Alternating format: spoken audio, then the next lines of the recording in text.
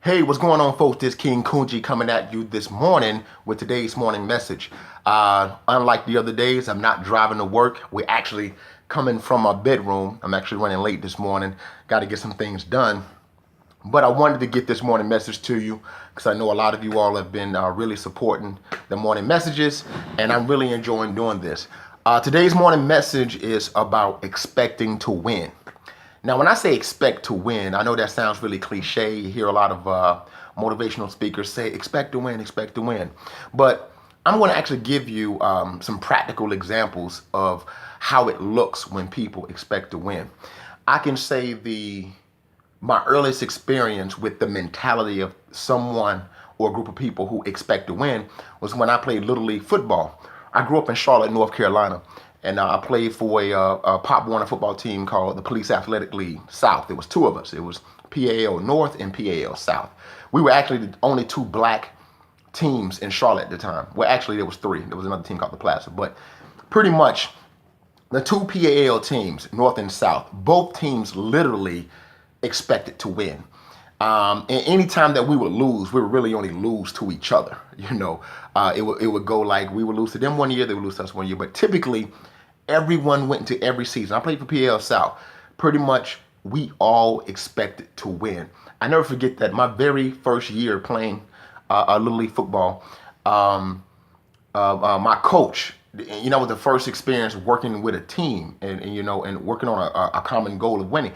Our coach expected us to win. So actually winning the game was not even a goal. And that was something new. It was like, wow, so we're not even talking about, we got to win this game. We got to win. That was never in discussion. We expected to win. Our opponents expected us to win. You should see what it looks like to play somebody who actually expected to lose. That's how deep it was. They expected us to win. We expected to win. So then what becomes your goal when you expect to win? Your goal at that point is your legacy of winning, how you show up as winners. How you win is your main concern and not actually winning the game. So when you go into something, go into a goal, go into a project, starting a business, go into a relationship or whatever you're trying to do, and you expect to win, when you expect victory, your only concern at that time is how I show up as a winner, how I show up in victory. Pretty much at that point, you're concerned with your legacy, how you're going to be remembered. Let me take it to another level. There's something everybody can think about. The Super Bowl. Football is America's sport, right? Whether you like football or not, that's America's sport at this point. There have been Super Bowl champions since 1966. So how many years are we talking here? We're talking about 40-something teams of Super Bowl champions. But it's really only about 5 teams that's still talked about every year. You're talking about the Pittsburgh Steelers of the 1970s, the Dallas Cowboys of the early 90s, the New England Patriots of the early 2000s. And you have the fewest team out of those 40-something Super Bowl championship teams. Is really only about 5 teams that's talked about every year. And why is that? Because it was how they show up as winners. They were not the only Super Bowl winning teams. Okay, there's many Super Bowl winners, but there was only a handful of those teams that left a legacy that nobody can ever forget. You're talking like those 72 Dolphins that went the only team to ever go undefeated. Nobody would ever forget them. It's not because they won the Super Bowl that nobody forgot, because there was a 73 Super Bowl champion, a 71 Super Bowl champion. There was a 74 Super Bowl champion. But the reason we remember that team is because of how they showed up as winners.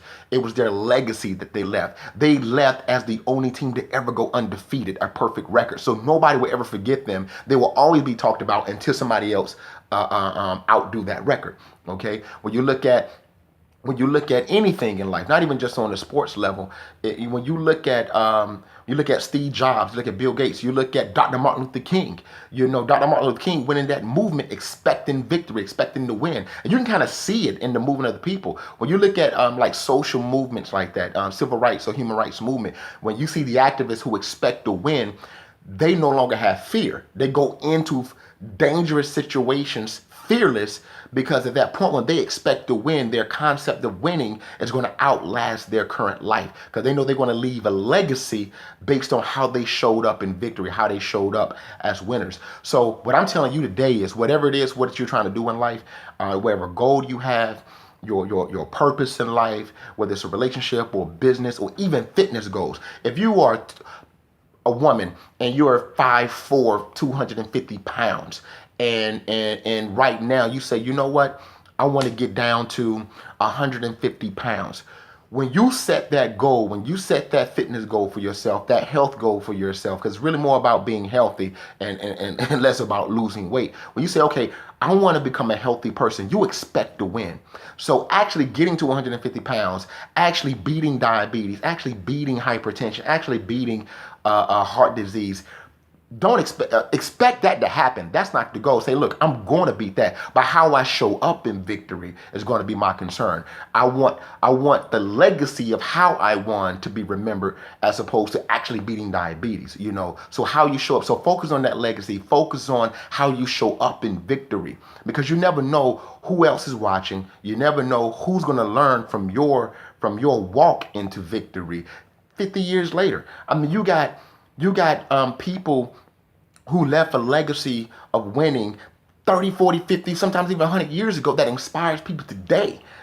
So, and that's the beauty part about the legacy of winning, that is going to outlast you. So number one, expect to win. That's Ogun Strong. Ogun doesn't go into any situation without expecting to win. That's what those two machetes is for. One machete is to clear a path of victory, and the other one is to defend you from any obstacle or any challenge that stands in your way between you and victory.